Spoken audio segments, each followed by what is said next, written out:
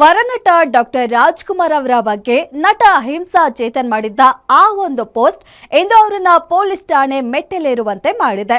ಚೇತನ್ ಅಹಿಂಸಾ ಅವರ ಪೋಸ್ಟ್ಗೆ ಹರಿಹಾಯ್ದಿದ್ದ ಸಾರಾ ಗೋವಿಂದ್ ಹಾಗೂ ಬೆಂಬಲಿಗರ ವಿರುದ್ಧ ಇಂದು ಠಾಣೆಯಲ್ಲಿ ದೂರು ನೀಡಲು ಮುಂದಾಗಿದ್ರು. ಫುಲ್ ಡೀಟೇಲ್ಗಾಗಿ ಈ ಸ್ಟೋರಿ ನೋಡಿ. ಕಡಿಮೆಯಾಗ್ತಿಲ್ಲ ಡಾಕ್ಟರ್ ರಾಜ್ಕುಮಾರ್ ಸಮಾಧಿ ಕಿಚ್ಚು. ಸಾರಾ ಗೋವಿಂದ್ ವಿರುದ್ಧ ಸಿಡಿದೆದ್ದ ಚೇತನ್ ಅಹಿಂಸಾ. ಲಂಕೇಶ್ ಪತ್ರಿಕೆ ವಿವಾದ ನೆನಪಿಸಿದ ನಟ ಚೇತನ್. ವರನಟ ಡಾಕ್ಟರ್ ರಾಜ್ಕುಮಾರ್ ಅವರ ಸಮಾಧಿಗೆ ಸರ್ಕಾರ ನೀಡಿದ 2.5 ಎಕರೆ ಜಾಗದ ಬಗ್ಗೆ ನಟ ಚೇತನ್ ಅಹಿಂಸಾ ಮಾಡಿದ ಒಂದು ಪೋಸ್ಟ್ ಈಗ ದೊಡ್ಡ ಮಟ್ಟದ ಸಂಘರ್ಷಕ್ಕೆ ನಾಂದಿ ಹಾಡಿದೆ. ಈ ಪೋಸ್ಟ್ನಿಂದ ಕಿರಳಿದ ರಾಜ್ ಅಭಿಮಾನಿಗಳು ಹಾಗೂ ಚಿತ್ರರಂಗದ ಗಣ್ಯರು ಚೇತನ್ ಮನೆಗೆ ಮುತ್ತಿಗೆ ಹಾಕಿ ಗಲಾಟೆ ಮಾಡಿದ್ರು. ಇದೀಗ ಈ ವಿವಾದ ಪೊಲೀಸ್ ಠಾಣೆಯ ಮೆಟ್ಟಿಲೇರಿದೆ. ಸಾರಾ ಗೋವಿಂದ್ ತಮಗೆ ಅವಾಚ್ಯ ಪದಗಳಿಂದ ಬೈದಿದ್ದಾರೆ ಎಂದು ಆರೋಪಿಸಿರುವ ಚೇತನ್ ಅಹಿಂಸಾ ಇಂದು ಹಲವು ಜನಪರ ಸಂಘಟನೆಗಳೊಂದಿಗೆ ಶೇಷಾದ್ರಿಪುರಂ ಪೊಲೀಸ್ ಠಾಣೆಗೆ ಹಾಜರಾಗಿ ದೂರು ನೀಡಿದ್ದಾರೆ. ಸಾರಾ ಗೋವಿಂದ್ ಅವರ ವರ್ತನೆ ರಾಜ್ ಅಭಿಮಾನಿಗಳು ನಡೆದುಕೊಳ್ಳುವ ರೀತಿಯೇ ಎಂದು ಪ್ರಶ್ನಿಸಿರುವ ಚೇತನ್ ಈ ಹಿಂದೆ ಲಂಕೇಶ್ ಪತ್ರಿಕೆಯ ಕಚೇರಿಯಲ್ಲಿ ಅವರು ನಡೆಸಿದ್ದ ವರ್ತನೆಯನ್ನು ನೆನಪಿಸಿದ್ದಾರೆ. ನಾವೆಲ್ಲರೂ ಜನಪರ ಸಂಘಟನೆಗಳು ಸೇರಿ ದೂರು ಕೊಟ್ಟಿದ್ದೀವಿ ಶೇಷಾದ್ರಿಪುರಂ ಪೊಲೀಸ್ ಸ್ಟೇಷನ್ ಅಲ್ಲಿ.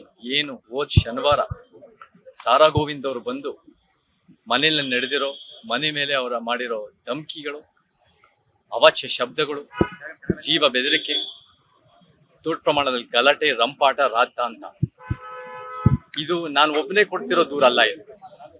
ಇದು ನನ್ನ ಜೊತೆ ಬೆಂಬಲಿತವಾಗಿ ನಿಂತಿರೋ ಎಲ್ಲ ಒಂದು ದಲಿತ ಪರ ಸಂಘಟನೆಗಳು, ಮಹಿಳಾ ಪರ ಸಂಘಟನೆಗಳು, ಆದಿವಾಸಿ ರೈತ ಕಾರ್ಮಿಕ ಸಂಘಟನೆಗಳು, ಅಲೆಮಾರಿ ಸಂಘಟನೆಗಳು, ನಮಗೆ ಭ್ರಷ್ಟಾಚಾರ ವಿರೋಧಿ ಸಂಘಟನೆಗಳು, ಪ್ರಾದೇಶಿಕ ಕನ್ನಡ ಭಾಷೆ ಸಂಘಟನೆಗಳು, ಯಾರ್ಯಾರು ನ್ಯಾಯಕ್ಕೋಸ್ಕರ ನಿಂತಿದ್ರು ಈ ವಿಚಾರದಲ್ಲಿ ನಮಗೆ ಪೊಲೀಸ್ನವ್ರು ಕ್ರಮ ತಗೋಬೇಕು ಅನ್ನೋದು ಎಲ್ಲರೂ ಕೂಡ ಅದನ್ನ ನಮ್ಮ ಜೊತೆ ನಿಂತ್ಕೊಂಡಿದ್ದಾರೆ.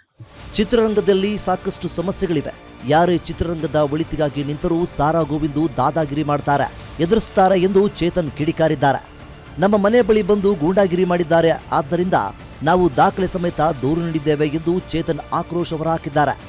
ಸದ್ಯ ಚೇತನ್ ಅವರ ದೂರನ್ನು ಸ್ವೀಕರಿಸಿರುವ ಪೊಲೀಸರು ಮೇಲಾಧಿಕಾರಿಗಳ ಜೊತೆ ಚರ್ಚಿಸಿ ಎಫ್ಐಆರ್ ದಾಖಲಿಸುವ ಬಗ್ಗೆ ನಿರ್ಧಾರ ಕೈಗೊಳ್ಳಲಿದ್ದಾರೆ.